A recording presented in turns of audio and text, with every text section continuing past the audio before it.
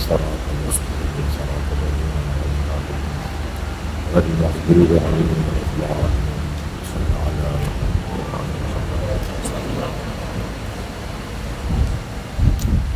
أعوذ بالله من الشيطان الرجيم بسم الله الرحمن الرحيم الحمد لله الذي لا يبلغ مدخله القائلون ولا يحصي نعماءه العالمون ولا يعدي حقه المجتهدون الذي ليس لصفته حد محدود ولا نعت موجود ولا وقت معدود ولا أجل ممدود فطر الخلائق بقدرته ونشر الرياح برحمته الصلاة والسلام على الرسول المسدد المصطفى الأمجد المحمود الأحمد سيدنا ومولانا ومولى الكونين جد الحسن والحسين عاني والقاسم محمد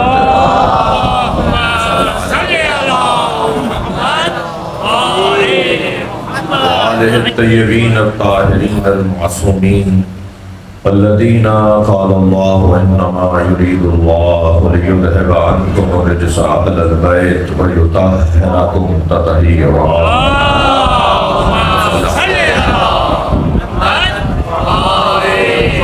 ولعنة الله على أعدائهم أجمعين من يوم عداوتهم إلى قيام يوم الدين أما بعد قال الحكيم في قرآن الكريم بسم الله الرحمن الرحيم ثم لتسألن يومئذ عن النعيم صلوات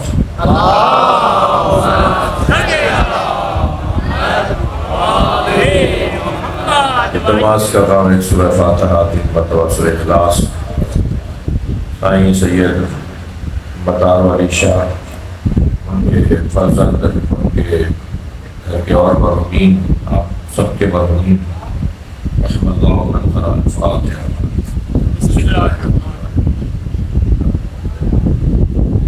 الرحمن الرحیم اهدنا الصراط المستقيم غير المغضوب عليهم ولا الضالين بسم الله الرحمن الرحيم قل هو الله احد الله الصمد لم يلد ولم يولد ولم يكن له كفوا احد بسم الله الرحمن الرحيم قل هو الله احد الله الصمد لم يلد ولم يولد ولم يكن له كفوا احد اللهم صل على محمد وعلى محمد بلغ صلوات اللهم صل على اس سے بھی بلند صلوات دیا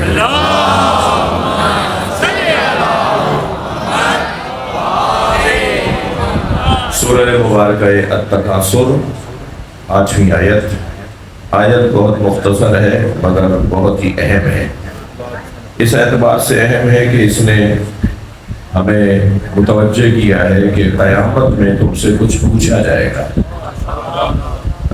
ہم سب مسئول ہیں کلکم مسئول کلکم راع ہر ایک مسئول ہے ہم سب سے سوال ہونا ہے اور سوال ہونا ہے تو کیا سوال ہونا ہے پروردگار عالم نے ہم پہ احسان کیا ہے کہ پیپر آؤٹ کر دیا ہے تو کیا ہوتا ہے وہ جب پیپر لیک ہو جائے تو پھر امتحان کینسل ہو جاتا ہے طالب علموں کا اگر پیپر آؤٹ ہو جائے تو پھر امتحان کینسل ہو جاتا ہے ایسا ہی ہے پروردگار عالم نے اپنے نبی کے زبان سے اپنے نبی کے ذریعے 1400 سال پہلے بتا دیا کہ میں پوچھوں گا کیا اب جب یہ سوال ہی بتا دیا ہے تو پھر اب کیا گنجائش ہے کہ اس کی تیاری نہ ہو صلوات پڑھیں محمد وعلیہ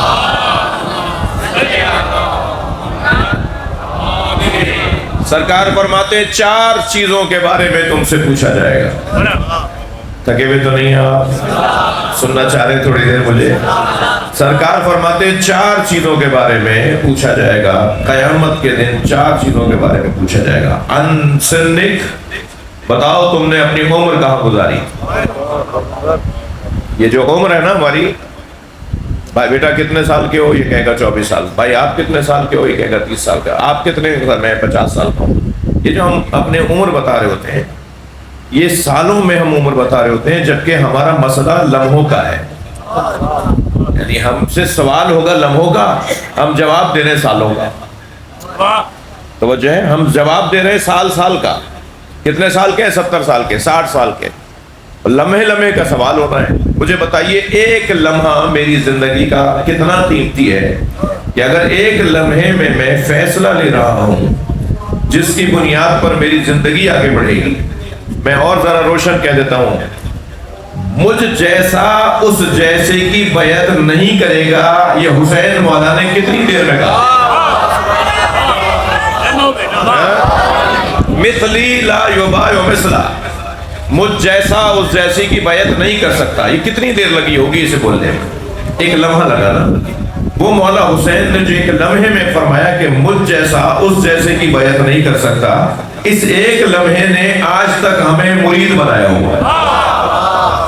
ساری دنیا امام حسین کی جو مرید ہے، سب عاشق حسین ہیں۔ مسئلہ تو اب مسلمانوں سے نکل کر باہر چلا گیا ہے، یعنی دنیا کے لوگ اپنی تحریکوں کی جان حسین کا نام جانتے ہیں۔ اگر کسی طرح ان کا نظریہ آگے بڑھے، ان کی تحریک آگے چلے، تو امام حسین کے بغیر کوئی بھی بیداری کی تحریک نہیں چل سکتی، کوئی بھی تبدیل اور بہتری لانے کی تحریک نہیں چل سکتی۔ وہ ایک لمحہ تھا امام حسین کا جس میں حضرت نے فرمایا مجھ جیسا اس جیسے کی۔ ایک لمحے میں امام نے قیامت تک کے لیے لائن دے دی۔ تو ایک ایک لمحے کا حساب ہونا ہے۔ ہوتا ہے بارہا، آپ نے تجربہ کیا، آپ کی ہماری زندگیوں کا حصہ ہے کہ بارہا ہوتا ہے آفسوں میں، اداروں میں، حتیٰ گھروں میں، خاندانوں میں، برادریوں میں، کہ وہ ہمیں صحیح وقت پہ صحیح فیصلہ لے لیا تھا تو آج تک اس کا ذائقہ آ رہا ہے، اور فلاں فیصلہ ہم نے صحیح وقت پہ نہیں لیا، دیر کر دی تو آج تک اس کا نقصان سامنے آ رہا ہے۔ تو ایک ایک لمحے کا حساب ہونا ہے نا۔ تو کل قیامت میں اللہ ہماری عمر کے بارے میں پوچھے گا، سن کہاں گزارا، عمر کہاں گزاری۔ لکڑ پتھر لوہا تولنے کے لیے جو ترازو ہوتا ہے وہ بہت بڑا ہوتا ہے، جی توجہ ہے۔ اتنے بڑے بڑے ترازو ہوتے ہیں جس میں لکڑ توڑا جا رہا ہوتا ہے، پتھر تولے جا رہے ہوتے ہیں، مثال لوہا تولا جا رہا ہوتا ہے، اور اس کا جو دوسرا پلڑا ہوتا ہے اس کے اندر باٹ بھی کوئی 1-2 کلو کے نہیں ہوتے، وہ باٹ بھی جو ہے کم سے کم شاید 40 کلو سے شروع ہوتا ہو، 10-10 کلو کے باٹ، 40-40 کلو کے باٹ۔ تو کیونکہ وہ جو چیز تولی جا رہی ہے وہ حجم میں بڑی ہے، اہمیت میں بڑی نہیں ہے، مگر جب ہیرا تولا جاتا ہے، سونا تولا جاتا ہے تو چھوٹا سا ترازو ہوتا ہے، گراموں میں تولا جا رہا ہوتا ہے۔ صلوات پڑھیں ذرا محمد و آل محمد۔ اس کا مطلب یہ ہوا کہ دنیاوی اشیاء میں بھی کچھ چیزیں اتنی قیمتی ہوتی ہیں کہ ان کو تولنے کا جو پیمانہ ہے وہ ظریف ہے۔ میری اور آپ کی زندگی جو ہے، ہمارے جو لمحات ہیں زندگی کے، وہ اتنے قیمتی ہیں کہ ہمارے لمحے لمحے کو اللہ تول رہا ہے۔ میں اگر تھکے ہوئے نہیں ہے تو جملہ کہوں، جب سرکار نے فرمایا کہ تم میری جگہ سو جاؤ گے، مولا نے فرمایا یا رسول اللہ میرے سونے سے آپ کی جان بچ جائے گی۔ نبی نے فرمایا تمہارے سونے سے میری جان بچ جائے گی۔ تو مولا ایک رات سوئے ہیں، جس نے سو کر اللہ کی مرضیاں خریدی ہوں اس کی عبادتوں میں دم کتنا ہو۔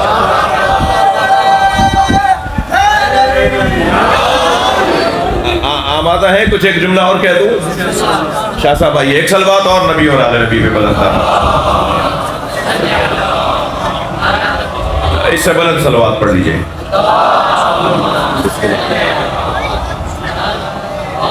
آپ اور بھی بلند پڑھ سکتے ہیں۔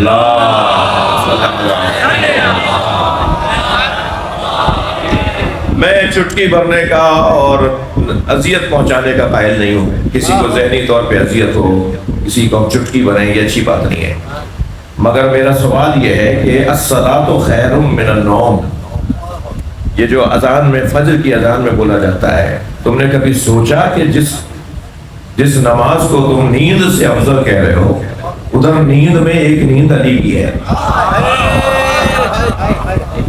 کوئی مقاسہ، ایک لمحہ لگا، ایک رات لگی، قیامت تک اب اس رات کا ذائقہ لیا جائے گا، لطف لیا جائے گا، ایسا ہی ہے۔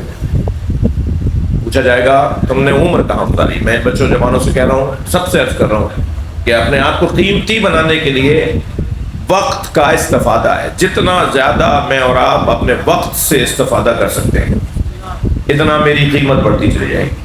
صحیح وقت پہ صحیح فیصلہ اور وقت کو ضائع نہ کرنا. ان سن پوچھا جائے گا تم نے عمر کہاں گزاری, ذرا سنبھل کے بیٹھے میرا جوان.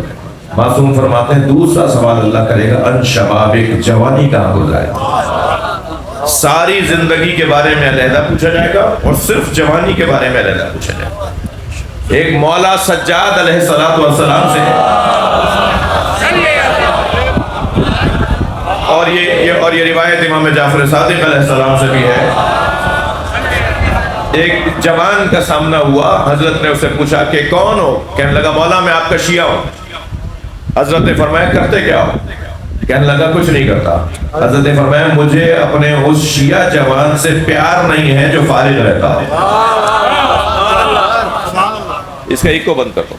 ایک اور صلوات پڑھیں ذرا نبی.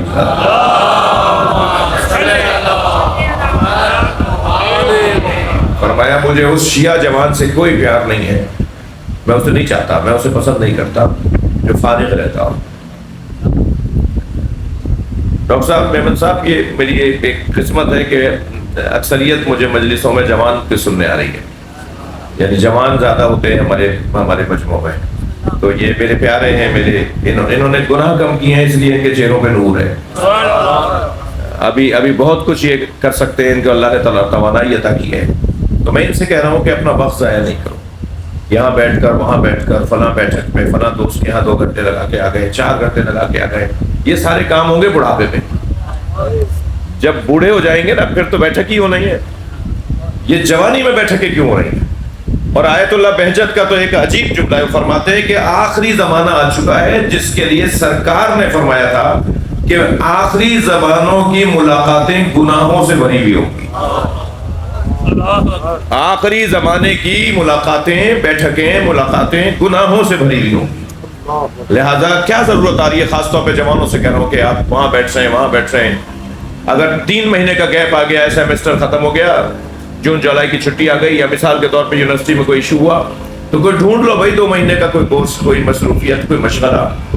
فارغ رہنے والا, وہ کہتے ہیں نا پرانے محاورے میں, جائے خالی رہ دیو میں گرد. جگہ خالی ہو نا تو وہاں دیو بس جاتا ہے. تو اگر جگہ خالی ہو تو دیو بستا ہے, اگر ذہن خالی ہو تو وہاں بھی کوئی بھوت بستا ہے. تو اپنے ذہنوں میں, اپنے دماغوں میں کوئی دیو اور بھوت بسانے سے بچنا اگر ہے تو اس کا رستہ مثبت ایکٹیویٹی ہے. صلوات پڑھیں محمد وآلہ.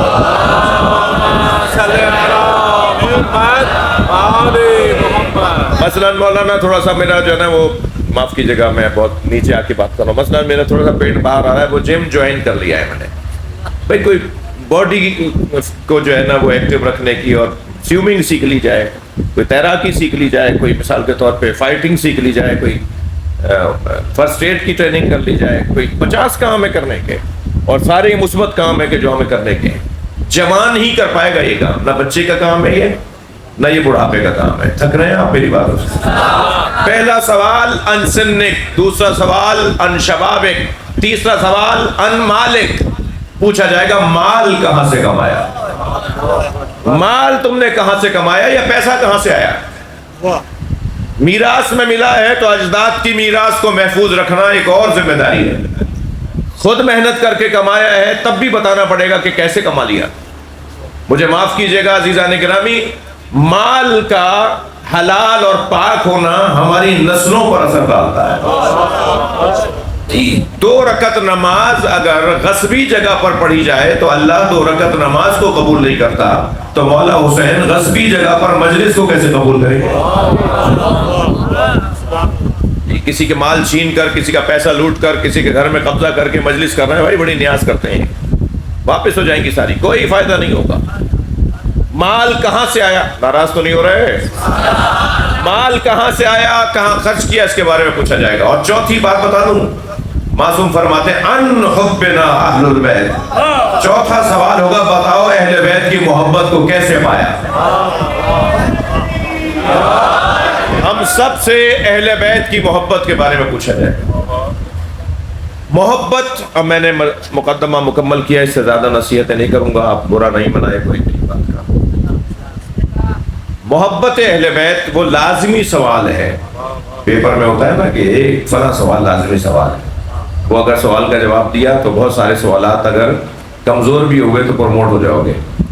اور اگر وہ والا سوال جواب نہیں دیا تو سارے سوال اچھے بھی کر لیے تو ابھی تمہیں نتیجہ نہیں ملے گا. تو جو لازمی سوال ہے وہ اہل بیت سے جڑنا ہے. ثم لتسألن یومئذ عن النعیم، اور پھر قیامت میں بالضرور تم سے پوچھا جائے گا اللہ کی سب سے بڑی نعمت کے بارے میں. اللہ کی سب سے بڑی نعمت کون سی ہے، کہاں تلاش کریں، کون سی نعمت ہے جس کے بارے میں ہم سے سوال ہوگا. پیپر آؤٹ ہوا ہے، بتایا ہوا ہے کہ نعمت کے بارے میں پوچھا جائے گا. اب اللہ ہی بتائے نا سب سے بڑی نعمت کون ہے. تو ایک مرتبہ غدیر کے میدان میں آواز آئی، الیوم اکملت لکم دینکم واتممت علیکم نعمتی. صلوات پڑھ لیں.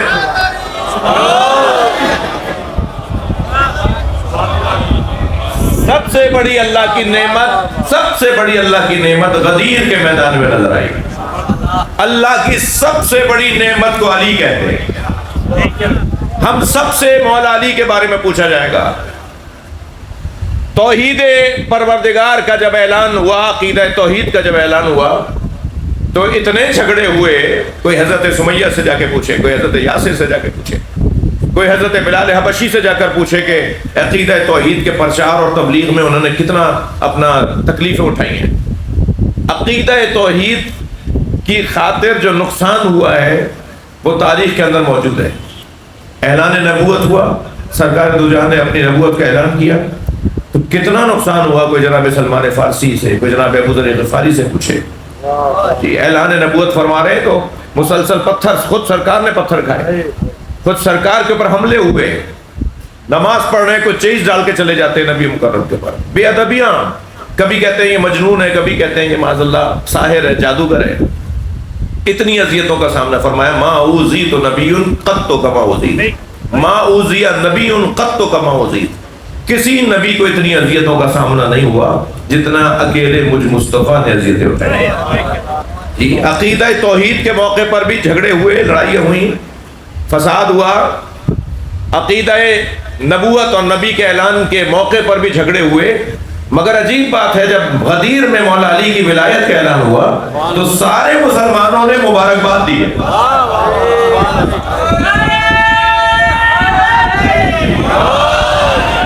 200 سے زیادہ تو صحابہ کرام ایسے شاعر تھے جو فی البدی علی کی شان میں قصیدہ کہہ رہے ہیں.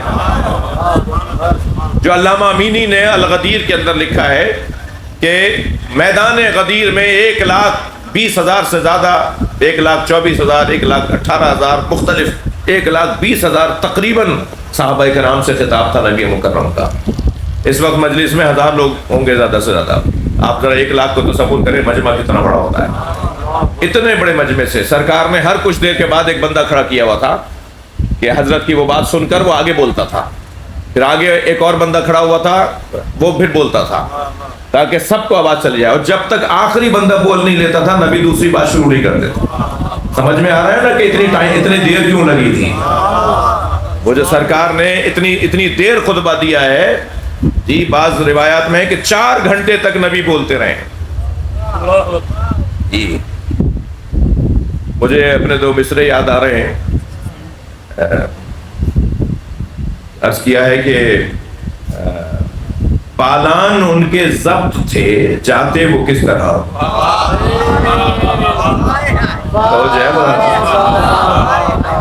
پالان ان کے ضبط تھے، جاتے وہ کس طرح، سارے منافقین تھے شجر غدیر.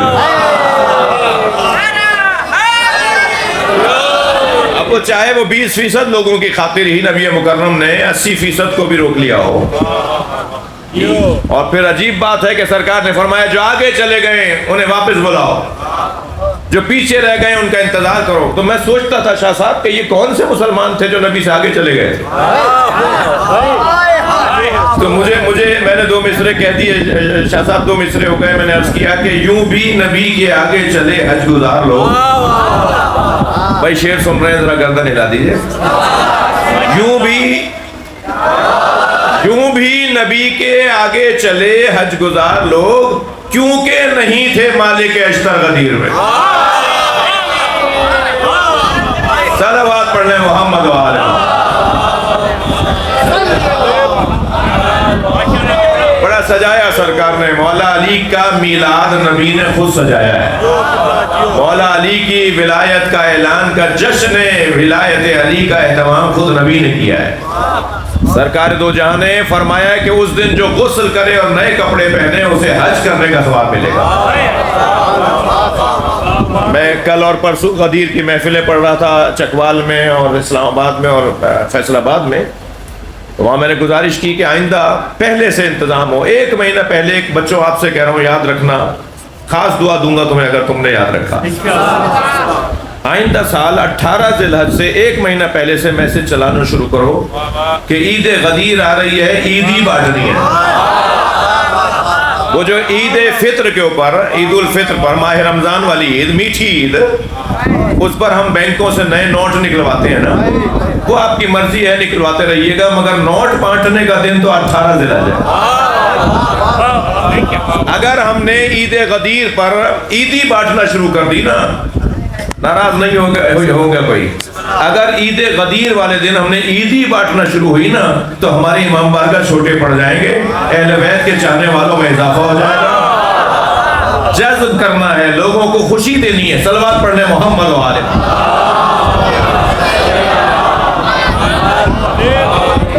تو الحمدللہ کل فیصل آباد میں تو تقریباً 3000 لوگوں کا مجمع تھا, اس میں عیدی بٹی.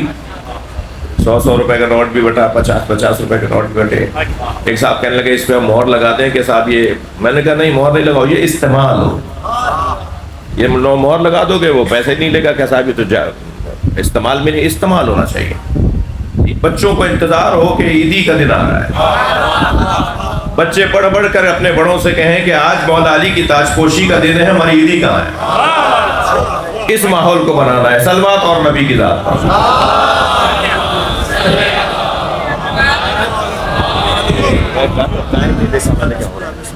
تھوڑا سا آگے آ سکیں گے, ایک صلوات پڑھتے تھے, رحمت فرمائے تھا.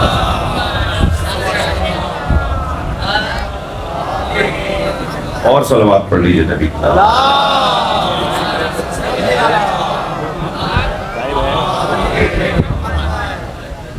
اور پڑھ لیجئے صلوات.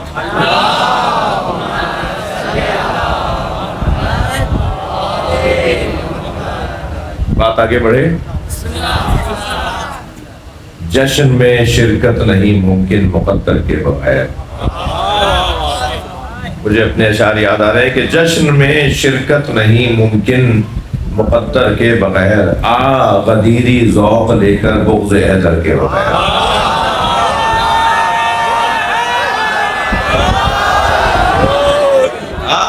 غدیری ذوق لے کر بغض حیدر کے بغیر, شیخ جی ہم سے نہ ہوگی دشمن حیدر کی بات.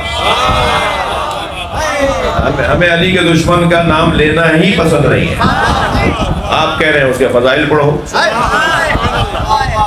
شیخ جی ہم سے نہ ہوگی دشمن حیدر کی بات, آئے ہو دنیا میں کیا تم کاسہ سر کے بغیر. دماغ بھی لائے ہو اپنا, ہم سے توقع کر رہے ہو کہ ہم دشمن حیدر کی بات کریں گے. اور معرکہ کچھ عرصے پہلے ایک بل پاس ہو رہا تھا, سنی شیعہ اس سے پریشان ہو جاتا, الحمدللہ وہ بل ریجیکٹ ہو گیا. تو اس وقت کو ذہن میں رکھتے ہوئے یہ 2 مصرے ہو گئے تھے کہ معرکہ بدر و احد کا سوچ کر تازہ کرو. معرکہ, یہ جنگ چھیڑ رہے ہو نا, تو معرکہ بدر و احد کا سوچ کر تازہ کرو, ذکر حیدر آج بھی لڑتا ہے لشکر کے بغیر.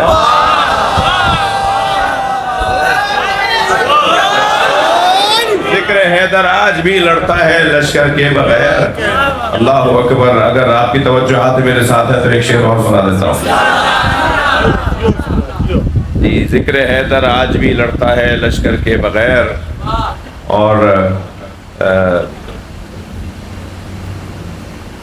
دشمن مولا کے آگے, دشمن تارے کا تو جواب دیجئے. دشمن مولا کے آگے جو لیا نام علی, دشمن مولا کے آگے جو لیا نام علی, کاٹ دی شہرک بھی اس کی ہم نے خنجر کے بغیر.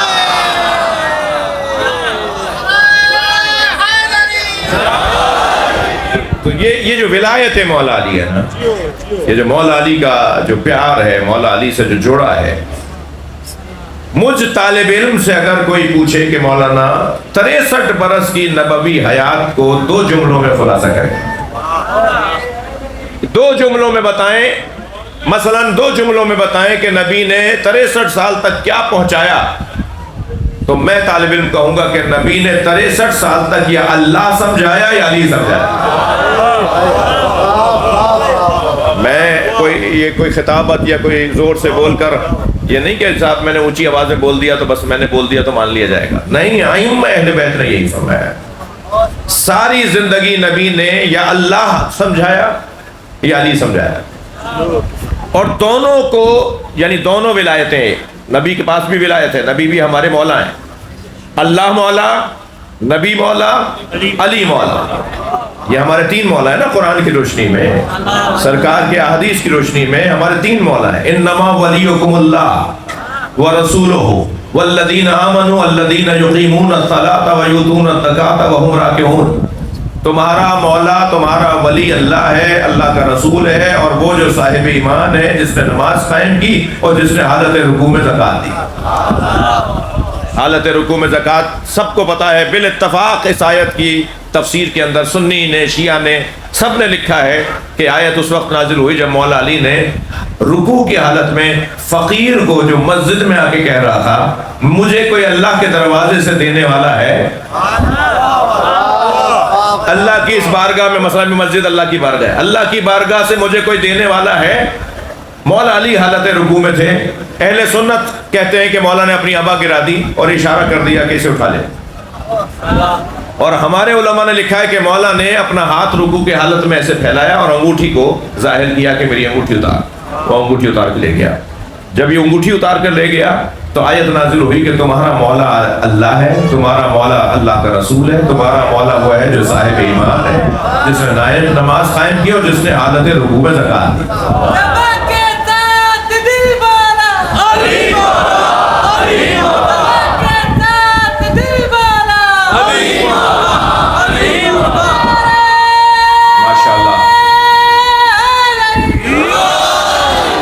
میرا سوال یہ ہے کہ جب جنگ بدر میں مولا علی کے زانوں پر تیر لگا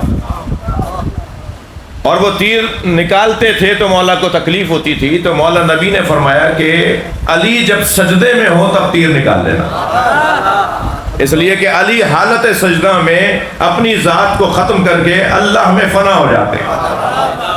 اور ایسا ہی ہوا جب مولا حالت سجدہ میں تھے تو صحابہ کرام میں سے جو معالج تھے، جو طبیب تھے، انہوں نے مولا کے زانوں پہ لگے ہوئے تیر کو نکال دیا اور علی کو احساس بھی نہیں ہوا۔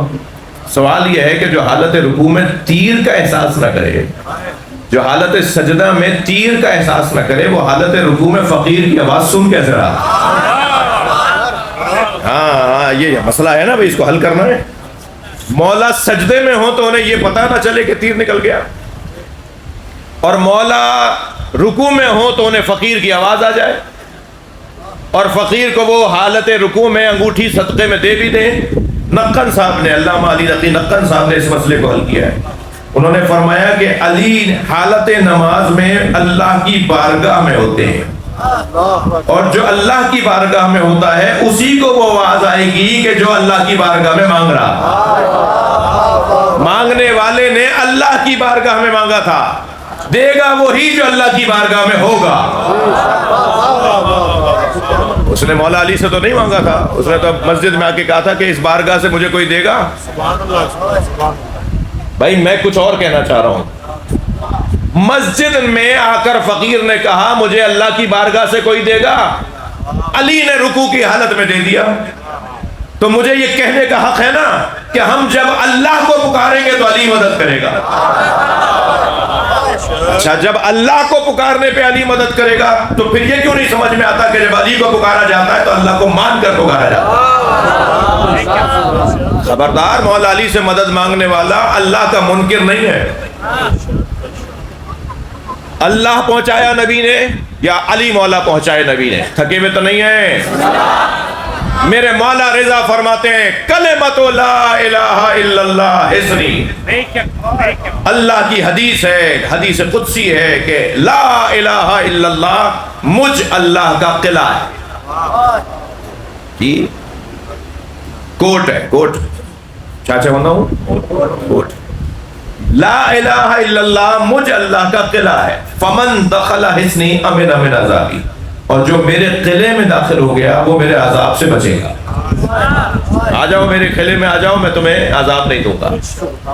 یہ حدیث فرمانے کے بعد مولا رضا نے فرمایا کہ اللہ نے کچھ اور بھی فرمایا ہے، اور وہ یہ فرمایا ہے ولایت علی حصنی، علی کی ولایت مجھ اللہ کا قلعہ ہے۔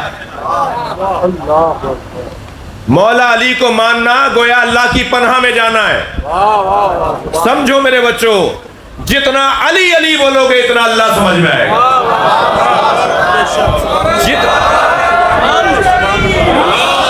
جتنا مولا علی سے وابستگی بڑھے گی اتنا اللہ سے وابستگی بڑھے گی۔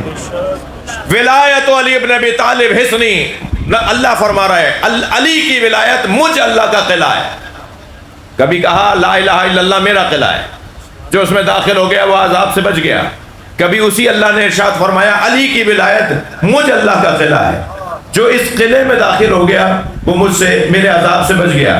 یہ مولا رضا نے فرما کر اپنی محمل آگے بڑھائی، یعنی حضرت کی اونٹنی جس پہ حضرت تشریف فرما تھے، محمل میں ہماری میں وہ آگے بڑھنے لگی۔ پردہ گرا دیا حضرت نے، میرے مولا رضا نے پردہ گرا دیا، ایسا لگا جیسے اب حضرت جا رہے ہیں، بس جو کہنا تھا کہہ دیا۔ تھوڑی سی سواری آگے بڑھی تو پھر حضرت کی سواری رک گئی۔ حضرت نے محمل کا پردہ ہٹایا، جو صحابہ کرام جو چاہنے والے کوئی 20,000 سے زیادہ مجمع تھا جو حضرت کا دیدار کر رہا تھا، انہوں نے ایک مرتبہ دیکھنا شروع کیا کہ حضرت اب اور کچھ فرمانا چاہتے ہیں۔ پھر فرماتے ہیں وَلَٰكِن بِشُرُوطِهَا، یہ جو اللہ کا قلعہ ہے نا اس کی کچھ شرائط ہے، اس قلعے میں داخل ہو کر بچے گا وہ جو شرائط کو پورا کرے گا۔ یہ کہہ کے فرمایا وَأَنَا مِن شُرُوطِهَا، اور میں ان میں سے 8ویں شرط ہوں۔ جب تک تم ہم اہل بیت کو نہیں مانو گے اللہ کے عذاب، صلوات پڑھ لیں محمد و آلہ،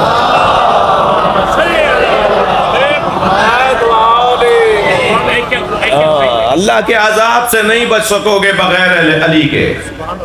وہ عذاب الہی سے بچے گا۔ اچھا، لا الہ الا اللہ قلعہ بچنے کا، عذاب سے بچنے کا، علی ولی اللہ قلعہ اللہ کے عذاب سے بچنے کا، تو یہ دونوں کیا ہے؟ کیسے، کیا مطلب ہے؟ دونوں کو ہمیں ایک مانے، کیا مطلب ہے اس کا؟ آپ بچے کو لے گئے ڈاکٹر کے پاس، خدا نخواستہ بچہ بیمار ہوا، تکلیف میں تھا، مجبور ہو گئے، ڈاکٹر کے پاس لے گئے۔ ڈاکٹر نے کہا جی اس کو یہ دوا کھلائیں گے، تو کڑوی دوا بچہ کھا نہیں رہا تھا، انہوں نے کہا ٹھیک ہے اس کو ہم یہ سیرپ دے دیتے ہیں جو میٹھا ہے۔ تو دو علیحدہ ذائقوں کی چیزیں ضرور ہیں مگر تاثیر ایک ہی۔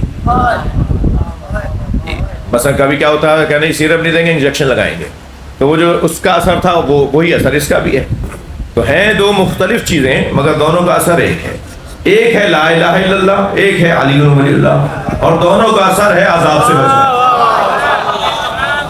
صلوات محمد و آل محمد۔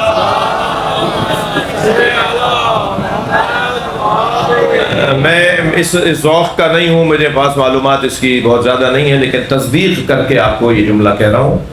ذمہ دار یہ جگہ جہاں میں بیٹھا ہوں یہ ذمہ داری کی جگہ ہے۔ تو لا الہ الا اللہ کا عدد اگر آپ نکالیں گے نا، لا الہ الا اللہ کے عدد اگر نکالیں گے تو لا الہ الا اللہ کے عدد، لا الہ الا اللہ کے عدد پنجتن کے عدد ہے، عدد پنجتن کے جو عدد ہیں وہی لا الہ الا اللہ کے عدد۔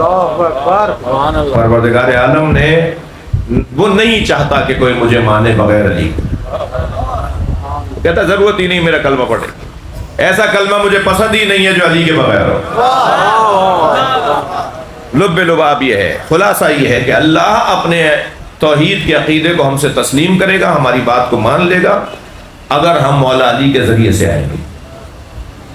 اور یہ میں نہیں، یہ اہتمام کیا ہے سرکار نے، فرمایا فضل علی، حدیث سنا رہا ہوں، فضل علی علی ہذہ الامہ، علی کی فضیلت پوری امت پر ایسی ہے کہ فضل شہر رمضان علی سائر الشہور، جیسے 12 مہینوں میں ماہ رمضان کو فضیلت ہے۔ عجیب تعبیر ہے جو نبی ہمیں سمجھا رہے ہیں، جیسے 12 مہینوں میں سارے مہینوں میں ماہ رمضان کو فضیلت حاصل ہے، ایسے میری امت میں علی کو فضیلت حاصل ہے۔ پھر فرمایا فضل علی علی ہذہ الامہ کفضل لیلۃ القدر علی سائر اللیالی، علی کی فضیلت میری امت میں ایسی ہے جیسے شب قدر کو ساری راتوں پر فضیلت۔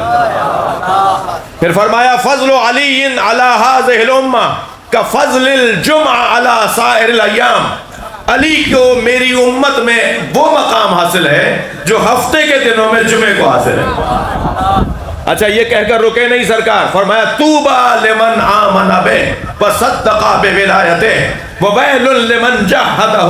توجہ چاہوں گا، نبی مکرم فرما رہے ہیں مبارک ہو اسے جو علی کو مانتا ہے۔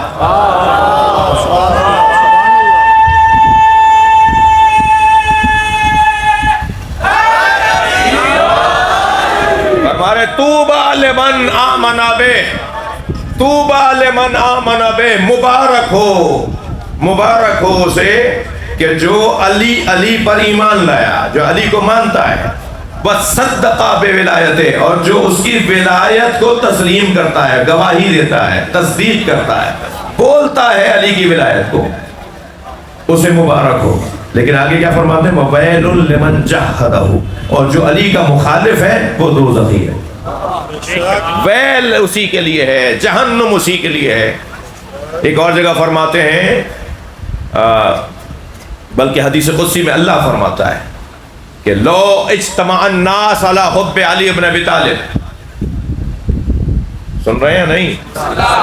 لو اجتمع الناس علی حب علی بن ابی طالب، حدیث قدسی، اگر لوگ علی کی محبت پر متفق ہو جاتے لما خلقت النار، تو میں دوزخی نہ بناتا۔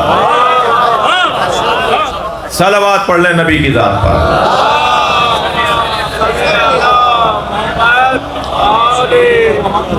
خلاصہ یہ ہے میری گفتگو کا کہ یہ وہ بڑی نعمت ہے، اتنی بڑی نعمت ہے کہ اس کے بارے میں قیامت میں سوال ہوگا کہ بتاؤ تم علی کے ساتھ تھے دنیا میں؟ اور قیامت میں بھی جو اللہ شکایت کرے، اللہ کی بارگاہ میں نبی شکایت کریں گے۔ وقال الرسول، سورہ فرقان آیت نمبر 30، وقال الرسول یا رب ان قومی اتخذوا هذا القرآن مہجورا، یا اللہ میری اس قوم نے قرآن کو تنہا کر دیا تھا، میں نے قرآن اکیلا نہیں دیا تھا، علی کے ساتھ دیا تھا، انہوں نے قرآن تو پڑھا مگر علی کو نہیں پڑھا۔ علی قرآن کے ساتھ اور قرآن علی کے ساتھ۔ اس پوری زندگی میں اگر میرے اور آپ کے لیے لذیذ کوئی عنوان بنے گا تو وہ ولایت علی کا عنوان ہے، اور اس کے پھر نتیجے ہیں، یہ تو خود بخود کی بات ہے۔ ایک صاحب کہنے لگے صاحب آپ نے 1 گھنٹے کے فضائل پڑھے، کوئی نصیحت نہیں کی، کوئی تبلیغ نہیں کی۔ جی ہمارے یہاں بھی تبلیغی جماعت کے لوگ ہیں، میں خود مبلغ ہوں، میری مراد جو ہے وہی اللہ کرے منتقل ہو۔ تو بعض لوگ ہمارے جو شاہ صاحب معاف کریں گے، جو ہمارے جو نظریاتی لوگ ہیں بعض، وہ کہتے ہیں جی 1 گھنٹے کی تقریر میں انہوں نے ایک نصیحت بھی نہیں کی، ایک تبلیغ بھی نہیں کی۔ تو میں ان کو یہ جواب دیتا ہوں کہ بنیادوں کو مضبوط بنا لیں، بعض کام خود بخود ہوں گے، خود بخود ہوں گے۔ وہ جو خودکار کا نظام ہے نا وہ بنا دیں، بعض کام خود بخود ہوں گے۔ 2 گھنٹے تک میری پرانی مثال ہے، 2 گھنٹے تک گلاب بیچنے والے کے تکے پر اگر بیٹھوں تو 4 گھنٹے تک میرے اندر سے گلاب کی خوشبو آتی ہے۔ جو آباء و اجداد سے علی علی کر رہا ہے وہ علی کے کاموں سے مخالف کیسے ہوگا؟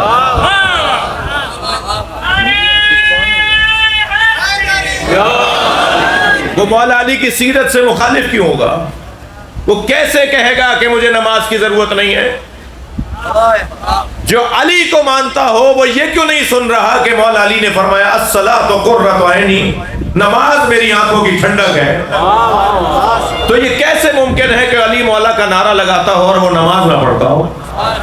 یہ کیسے ممکن ہے جو یہ سنتا ہو کہ قتل علی لشدت عدالتہ، علی کو مارا ہی اس لیے گیا کہ علی عادل تھے؟ تو جو عدالت کی بنیاد پر مارا جائے تو علی کا چاہنے والا ظلم کیسے کرے گا، زیادتیاں کیسے کرے گا؟ اور الحمدللہ میں مطمئن ہوں اس بات سے کہ ہماری قوم یعنی جو اہل بیت کو اولا اور اعلیٰ ماننے والے لوگ ہیں، چاہے وہ سنی ہو یا شیعہ، ہماری قوم سے مراد شیعہ قوم نہیں ہے، ہماری قوم سے مراد مولا علی کو اعلیٰ اور اولا اور افضل ماننے والے لوگ، چاہے وہ کوئی بھی ہو، کسی بھی مسلک کے ہو۔ مگر اگر تفضیل کے قائل ہیں، صلوات پڑھیں ذرا محمد والے،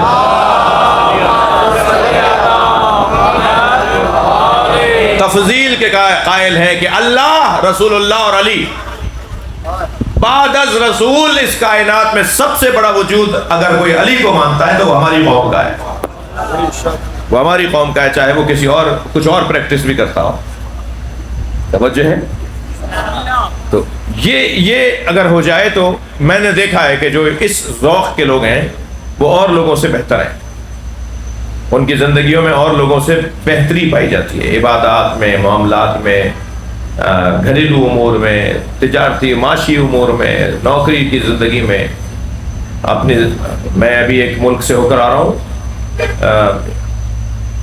ایک شعبے سے، جیسے ہمارے شعبے ہوتے ہیں، جیسے فورسز کے لوگ ہیں، عدلیہ کے لوگ ہیں، سیاستدان ہیں فرض کریں، تو ایک ایسے ہی بڑے شعبے سے وابستہ ایک آفیشیل شخصیت نے مجھے کہا کہ آپ کو یہ سن کے خوشی ہوگی کہ ہمارے اس ملک کے اندر جب یہ مسئلہ ہم لوگوں کے پاس آتا ہے تو متعلقہ لوگ مطمئن ہو جاتے ہیں کہ علی والے ہیں، زیادتی نہیں ہونے دیں، یعنی ہماری شہرت ہی ہے، ہماری شہرت ہی یہ ہے۔ وہ یہ کہنے لگے کہ ہمیں اس انداز سے پہچانا جاتا ہے کہ یہ انصاف کے پاس چلا گیا ہے مسئلہ، اب یہ مسئلہ ٹھیک رہے گا، اس جو میرٹ پر ہوگا وہ فیصلہ ہوگا، اس لیے کہ یہ اہل بیت کے چاہنے والے۔ تو الحمدللہ اس ذکر نے ہمیں خود بخود بہت ساری چیزوں سے بہتر کر دیا ہے، بہت ساری چیزیں خود بخود ہماری بہتر ہو گئی ہیں۔ اس چیز کو مضبوط کر دیا جائے اور واقعی سمجھا جائے بات کو، تو ہماری زندگیوں میں چین سکون بھی بڑھتا چلا جائے گا۔ اللہ مرحوم مغفور شاہ صاحب بطار و شاہ کی مغفرت فرمائے، اس کر کے اور مرحومین کی اللہ مغفرت فرمائے۔ آپ سب کی جو خاص دعائیں ہیں اللہ کی بارگاہ میں مولا علی کو واسطہ اور وسیلہ بنا کے گزار ہیں، عرض گزار ہیں کہ وہ دعائیں قبول ہوں۔ مجلس کا عنوان ہے، کچھ دیر میرے ساتھ چلیے، ایک باپ کی مجلس ہے، ان کی برسی کا عنوان ہے، ان کی سال ثواب کا عنوان ہے۔ باپ چلا جاتا ہے تو ایسا لگتا ہے جیسے تسبیح کا دھاگا ٹوٹ گیا ہے، تسبیح کا دھاگا ٹوٹنے سے پھر خاص اہتمام کر کے دانوں کو جوڑا جاتا ہے، ورنہ وہ جو دھاگا ہوتا ہے وہ باپ کے ماں کی صورت میں ہوتا ہے جو سب کو جوڑے ہوئے ہوتا ہے۔ کربلا میں کئی باپ تھے جنہوں نے اپنے بچے قربان کیے، ان میں سب سے پہلا نام تو حضرت ہور کا ہے۔ ہور جب جا رہے تھے نا اپنی قربانی کے لیے، تو ہور کا بیٹا حضرت علی ابن ہور ابن یزید رہائی، اس نے بڑھ کر کہا بابا یہ کیسے ممکن ہے کہ اولاد زندہ رہ جائے اور باپ مارا جائے، تو میں پہلے جاؤں گا۔ تو سب سے پہلے شہیدوں میں پہلے شہیدوں میں حضرت ہور کا بیٹا ہے۔ جوان بیٹا تھا وہ، اس کی عمر 22 سال یا 24 سال بیان کی جاتی ہے، جوان بیٹا تھا۔ جب بہت دیر جہاد کرتا رہا اور آخر زخموں پہ زخم بڑھے، خون زیادہ نکلا، تو پھر گھوڑے پہ بیٹھا نہیں گیا، اور جب گرا ہے نا تو گرتے ہوئے بابا کو آواز دی بابا میری مدد کیجیے گا۔ تو اولاد والے لوگ بیٹھے ہیں، میں ایک سوال کروں، اس حالت میں اگر باپ کو بیٹا پکار رہا ہو تو باپ کتنی جلدی پہنچے گا بیٹے کی مدد کرنے؟ آپ تصور کریں کہ حضرت ہور کتنی جلدی پہنچے ہوں گے بیٹے کے قریب، مگر جب پہنچے نا تو کیا دیکھا؟ حسین نے لاشا اٹھا لیا، امام نے اپنی گود میں اٹھایا ہوا تھا۔ تو آگے بڑھ کر انہوں نے کہا کہ مولا یہ غلام زادہ ہے، یہ آپ کے غلام کا بچہ ہے، یہ لاشا مجھے دیجئے۔ حضرت نے فرمایا ہور جوان کی میت باپ نہیں اٹھاتا، میرے مولا نے ہور کے بیٹے کا لاشا ہور کو اٹھانے نہیں دیا۔ سلام ہو زہرا کے بچے پر۔ جب حضرت علی اکبر کا لاشا اٹھا رہے تھے کوئی نہیں تھا جو بڑھ کر گئے، مگر میں سوچتا تھا یہ کیسے ہوا، کیسے ممکن ہے کہ امام حسین جس کو کہہ رہے ہو کہ ایسا نہیں ہونا چاہیے وہ خود کر رہے ہو، اگرچہ مصیبت اور تنہائی اور غربت کا عنوان ضرور ہے، مگر مجھے وہ مسئلہ جب حل ہوتا ہوا نظر آیا جب میں نے یہ دیکھا، یہ پڑھا کہ حسین مولا نے لاشا اٹھایا تھا علی اکبر کا، تو برابر سے ایک بی بی کی آواز ہے۔ اب جو امام حسین نے مڑ کر دیکھا تو جناب زینب نہیں تھی۔ بی بی نے فرمایا بھائی حسین یہ لاشا زینب اٹھائی، واحد لاشا ہے کربلا کے میدان میں جو جناب زینب نے اٹھایا ہے، اور وہ لاشا حضرت علی اکبر کا لاشا ہے۔ لیکن عزاداروں میں حضرت علی اکبر کو سلام کرتے ہوئے کہوں گا، مجلس میں جوان بہت بڑی تعداد میں ہیں، سارے جوانوں سے کہوں گا حضرت علی اکبر کو سلام کریں، اور سلام کرتے ہوئے کہیں مولا حضرت علی اکبر آپ کا لاشا تو بہن اور بھائی اٹھا رہے تھے، امام حسین کہتے تھے مجھے دے دو، جناب زینب کہتی تھی میں اٹھاؤں گی، لیکن سلام ہو حسین ابن علی پر جن کا لاشا اٹھانے والا کوئی نہیں تھا۔ 3 دن تک زہرا کا بچہ دھوپ میں رہا، امام حسین کا بدن کربلا کی زمین پر 3 دن تک بغیر کفن کے رہا، کوئی نہ تھا جو جناب امام حسین کا لاشا اٹھاتا، حتیٰ بچوں کو بھی لاشوں سے گزار دیا گیا۔ رو رہے نا 15 جن کے مذہب میں رونا جائز ہے وہ تکلف کر کے نہ روئے۔ جب امام حسین کے لاشے پر بیویوں کو اٹھایا جا رہا تھا تو میں نہیں بیان کر سکتا، سادات بیٹھے ہیں، میں خود جانتا ہوں کہ کتنا احترام ہے، جب ان کو اٹھایا جا رہا تھا تعزیانے مارے جا رہے، حتیٰ 4 سالہ بچی کو جو بابا کا لاشا چھوڑ نہیں رہی تھی، جناب زینب نے فرمایا سکینہ اٹھو، کہ ماں آپ چلی جائیے میں بابا کے پاس رہوں گی۔ میری بیوی نے فرمایا کیسے رہو گی، کیا کرو گی یہاں رہ کر؟ کہنے لگی بابا اماں میں نے سنا ہے کہ جب ابو ذر کی رحلت ہوئی تھی تو صحابی رسول کے ساتھ ان کی بیٹی بھی تھی، اور جب ابو ذر کا انتقال ہو گیا تو بیٹی تو لاشا اٹھا نہیں سکتی تھی، تو وہ بیٹی رستے پہ جا کے کھڑی ہو گئی تھی، قافلوں کو روک روک کر التجا کر رہی تھی کہ نبی کا صحابی مر گیا ہے، اسے غسل و کفن دے کے دفنا دو۔ تو ایک قافلہ رکا تھا جن صحابیوں نے ابو ذر کو غسل و کفن دیا تھا، اے پھوپھی اماں میں بھی رستے پر بیٹھ جاؤں گی اور میں کہوں گی نبی کا بیٹا مارا گیا، نبی کا بچہ مارا گیا۔ عزادارو ابھی سکینہ بی بی جناب زینب سے یہ بات کر رہی تھی کہ ایک مرتبہ بی بی سکینہ پہ تازیانہ آیا، آواز آئی سکینہ بابا کو الوداع کہہ دو۔ میری بیوی نے مڑ مڑ کر بابا کا لاشا دیکھا، جب تک قافلہ مدینے سے، جب تک قافلہ کربلا سے نکلا نہیں، یہ بیویاں مڑ مڑ کر امام حسین کو دیکھتی رہی۔ کیا غربت تھی کہ بھائی کا لاشا چھوڑ کر جا رہی ہے۔ اللہ لعنت اللہ علی القوم الظالمین۔ یا اللہ ان آوازوں پر رحمت نازل فرما، حاضرین کی توفیقات میں اضافہ فرما، پروردگار جو میں نے بولا ہے اسے اپنی بارگاہ میں قبول فرما، کوئی خطا ہوئی ہو تو اسے درگزر فرما، ہم سب کی عاقبت بخیر فرما، امام زمانہ کے ظہور میں تعجیل فرما۔ التماس کر رہا ہوں ایک سورہ فاتحہ کی بطور سے